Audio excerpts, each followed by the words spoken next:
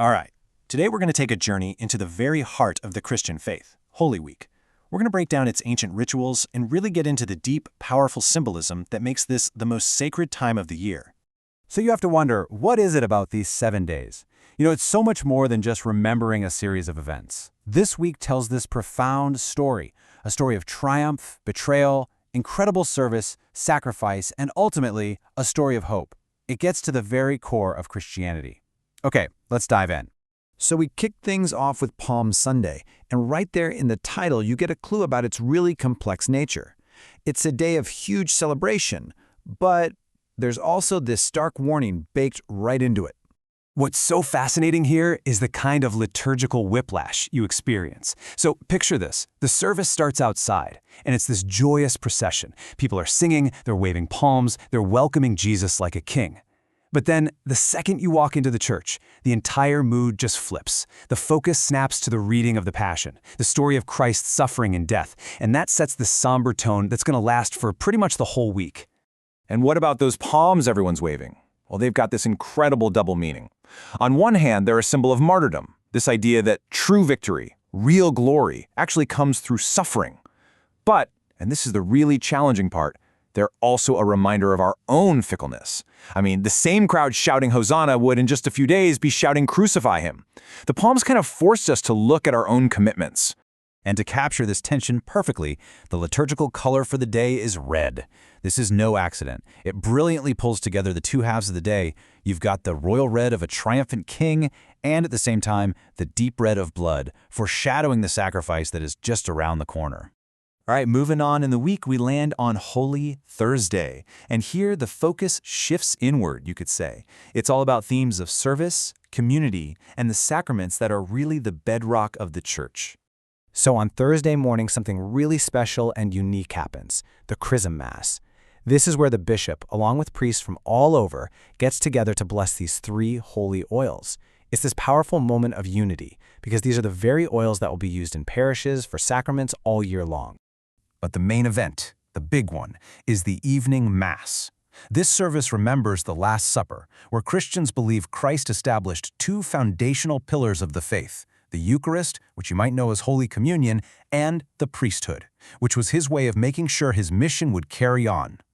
And here's the thing, this isn't just about ritual, it's about action. Holy Thursday actually marks the end of the Lenten season of fasting. This quote really gets to the heart of it. Traditionally, the money that people save from fasting is collected and given to the poor. So your personal sacrifice becomes a real, tangible benefit for someone else. So just as that Lenten fast wraps up, a whole new, even more intense fast kicks in. This is the Paschal fast, and it's a fast of the senses. During the opening hymn, the church bells ring like crazy, and then complete silence. Instruments are packed away. After Mass, the altar is stripped totally bare. It's a kind of sensory deprivation that creates this deep mood of solemnity and, honestly, anticipation. And right in the middle of this Mass, you get one of the most moving rituals of the whole year, the washing of the feet. The priest literally takes off his outer vestments, gets down on his knees, and washes the feet of 12 people from the congregation, just like Christ did at the Last Supper. It's a radical, humbling act of what it means to lead by serving. From that solemn mood on Thursday, we plunge into the deepest sorrow of the entire Christian year. We're talking about Good Friday. And this day is unlike any other. It isn't a Mass, it's a stark, powerful commemoration of Christ's death. The church itself completely reflects this mood. Remember that fasting of the eyes? Well, this is it, fully realized. The altar is completely bare. No decorations, no candles, not even a cross. It's this stark, empty space that visually just screams about the void left by Christ's death. The service starts in stunning silence. The priest enters and, instead of going to his chair, he just lies prostrate, face down on the cold floor before the empty altar. It's a gesture of profound humility and grief, symbolizing a total surrender to God's will, just as Christ did on the cross. So the service itself has this really unique 3-part flow. It starts with the Liturgy of the Word, which includes that intense Passion story. Then you have the central act, which is the veneration of the cross, and it all wraps up with Holy Communion, using hosts that were actually consecrated the night before on Holy Thursday. The veneration of the cross really is the heart of the whole service. A large cross covered with a veil is brought into the church. Then, in 3 distinct stages, it's slowly unveiled, And at each stage, the priest chants, "Behold the wood of the cross on which hung the salvation of the world." The people respond, "Come, let us worship." It's this incredible moment where the very symbol of torture is transformed right before your eyes into the symbol of salvation. And then, after all that silence, all that sorrow of Good Friday, we hit the absolute climax of the entire year, the Easter Vigil. St. Augustine called it the mother of all vigils, and for good reason. It is the most significant, the most dramatic, and the most joyful celebration in the entire Christian calendar. And how does it start? In maybe the most dramatic way you can imagine, pure, total darkness.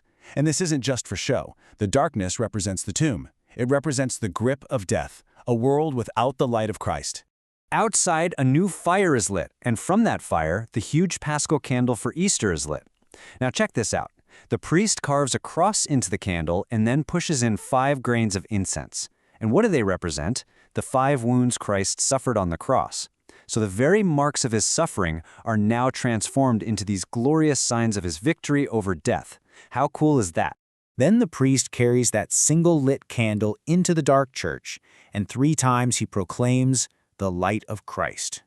After the second time, the flame from that one candle is passed from person to person, and you just watch as this single flame slowly, beautifully fills the entire dark church with the light of hundreds of smaller candles. This service continues with a long series of readings that tell the whole story of salvation. Then after the last Old Testament reading, the priest starts to sing the Gloria. And at that moment, the fast of the ears is over, and everything just explodes. The lights flash on, the organ, which has been silent for days, roars to life, and all the bells start ringing. It's a sensory explosion of just pure joy. Those readings at the beginning are like a highlight reel of salvation history. They take you all the way from the story of creation, through the Exodus, right up to the prophets. And it's all building to the New Testament readings and, finally, the gospel proclamation that the tomb is empty. He is risen. And of course, since Easter is all about new life, this is the night. It's the traditional time for adults who've been preparing all year to finally be welcomed into the church. They receive the sacraments of initiation, baptism, confirmation, and their very first Eucharist. And then the whole congregation gets to renew their own baptismal promises, recommitting themselves to their faith.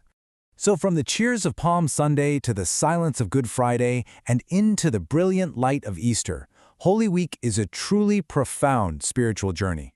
As St. Augustine put it, this isn't just another night, it is the night of all nights.